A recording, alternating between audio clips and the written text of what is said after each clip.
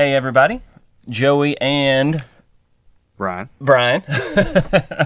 here with Tactical Response. Today we wanted to talk to you a bit about a class that we took recently, give our thoughts on it, and long story short, spoiler alert, tell you how much you should take the class as well. For sure. It's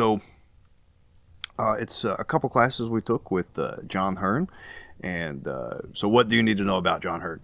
John Hearn has been a peace officer since, don't get mad at me, John, I want to say 1992. So he's been doing good work since then. And he's the kind of guy that you want in that line of work. A genuinely good dude. And he's been teaching since 2001, something like that, neighborhood 2001. So John Hearn he's still full-time peace officer, and he's a range master staff instructor. So Joey and I have done the range master instructor development program. So we're range master certified instructors. That's not exactly Tom Givens doesn't just hand out that certification for range master certified instructors. So John Hearn is a range master staff instructor, and so Tom Givens is very exclusive about who he invites to teach under his banner. So that kind of just speaks to John Hearn's qualifications, I guess you could say. And he's also a nerd. Yeah. So his background, what was it? He has a master's degree in what? Criminal justice. Criminal justice with a focus on research techniques or something like that. Mm-hmm. I don't have my notes in front of me. Anyway, dude's great. So his company, Two Pillars Training, I believe. Yep. Yeah, absolutely. So he came down to Camden and offered two distinct classes. One was a 9-hour long lecture. Neighborhood of 9 hours. Neighborhood of 9 hours lecture called Who Wins, Who Loses, and Why. Going over some of the new science that has come out, over some of the stuff that we have been taught in this stuff, and was very engaging. The biggest thing for me when you have a lecture-based class like that, to be able to keep it interesting up front, right? He's a very, very good speaker. But on top of that, something that as an instructor that I appreciate was the breaks. He stayed. He stayed on top of perfectly on schedule with that. Yeah. Just quick side note. One thing, when I go take classes other places, I'm like, I need a break. Will you give these people a break? Give us 5 minutes.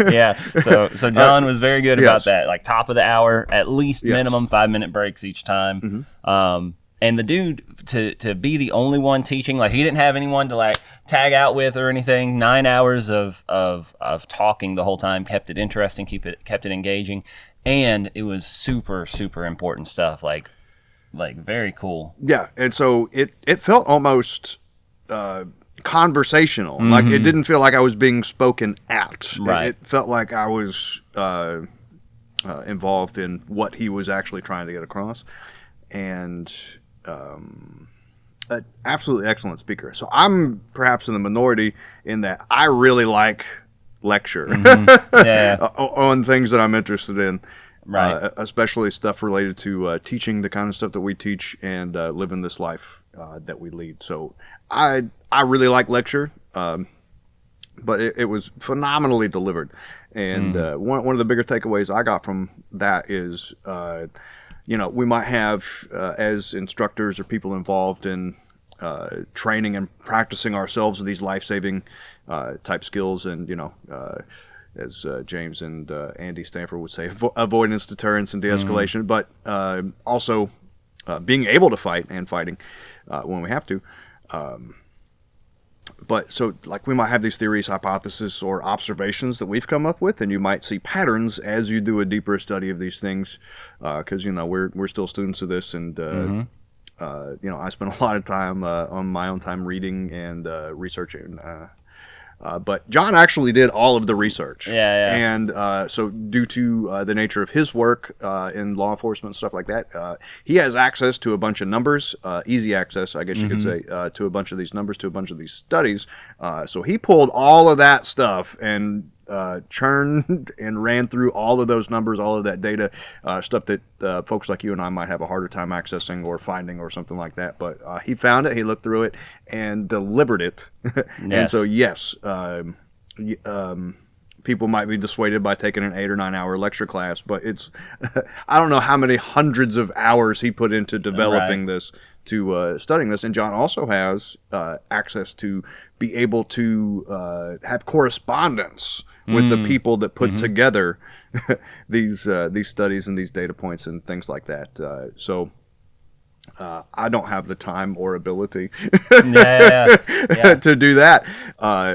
It was a masterful presentation on basically the name of the class: who wins, who loses, and why.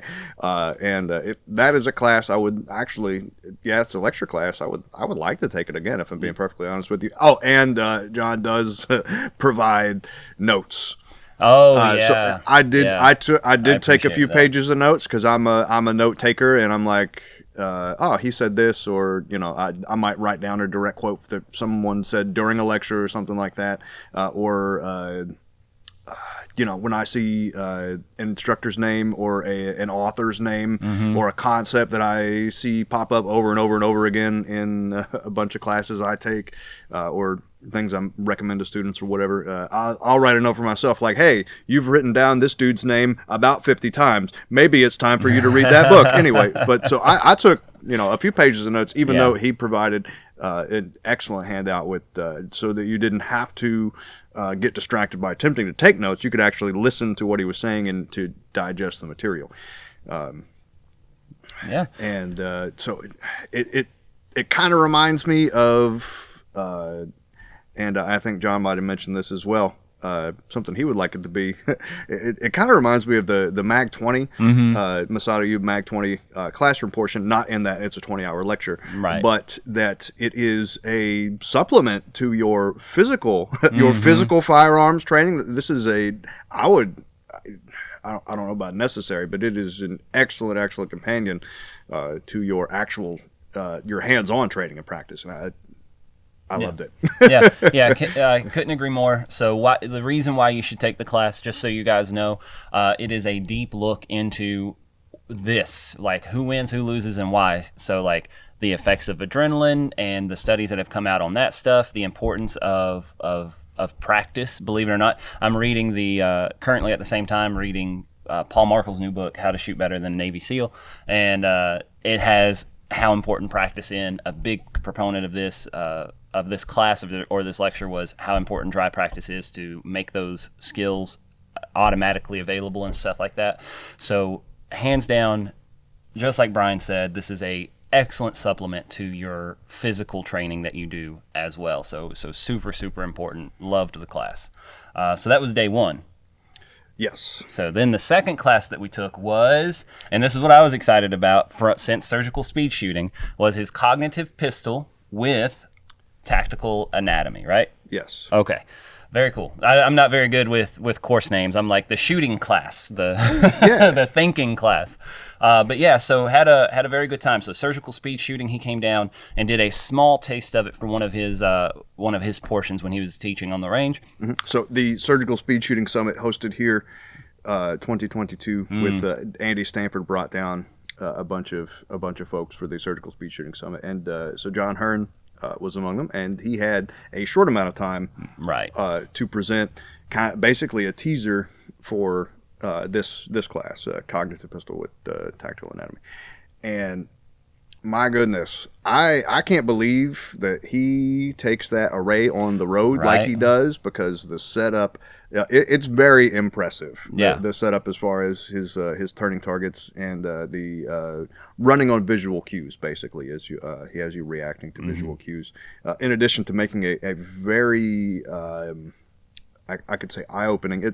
I think it changed the way I looked at shooting three-dimensional targets, basically humanoid size bad guys, shaped bad guys. Yeah, no, it was very cool. And speaking of all the stuff he brought on the road, he could probably start doing a class on how to pack a truck, because Oh my goodness! like I don't know how he fit everything back in that truck. I helped him put it up, so I know he was able to do it. But it's ridiculous. But yeah, so he brought his big thing is the visual cues, whether that be the target's turning towards you, that being your go sign or whatever, and then moving on to he has these lights that he has rigged up and custom built, man, did it all himself, and different lights mean different things, and you've got to keep your wits about you while you're trying to figure out how the situation is changing, which I think my favorite thing since the Surgical Speed Shooting Summit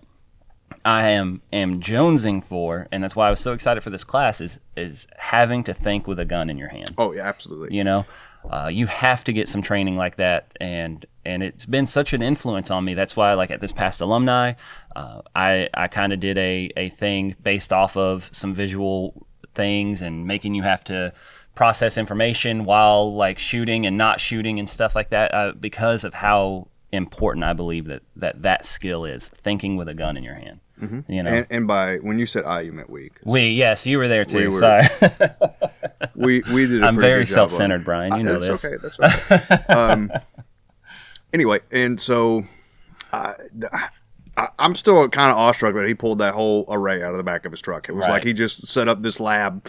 Yeah, brought a PowerPoint to the range. Yeah. So that was genuinely impressive, and so we took some cues from him, and here at Tactical Response, we're obviously we're pretty big on the 360 degree environment sort of thing, and so we have a pretty good grounding in that.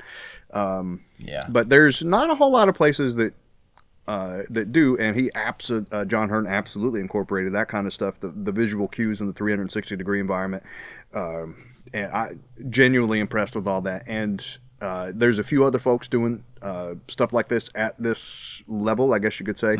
But the fact you can take it on the road is amazing. Yeah, and also that. Thinking with a gun in your hand, and with incorporating different visual stimuli with a more than one necessary visual reference in order to be able to, or rather to get you going with the gun, because sometimes it was draw and challenge, and hopefully that works. Yeah. But it's not always draw and challenge. It's certainly not always draw and shoot. So I was really impressed with that. And I can think of force on force perhaps being another way that you can ingrain these lessons. You guys know that if you've ever trained with us before in our force on force classes, they're strictly more thinking classes than they are shooting classes. So outside of force on force, I don't know how else you would. Without the super expensive, government grade simulators and stuff like that, I don't know how else that you would take these lessons on the road like John does. I'm thoroughly impressed with it. Yeah, and I'll just piggyback on to the tactical anatomy thing. That was very eye opening, like you said. Just echoing your thoughts that it is surprising how much just shifting an angle a little bit.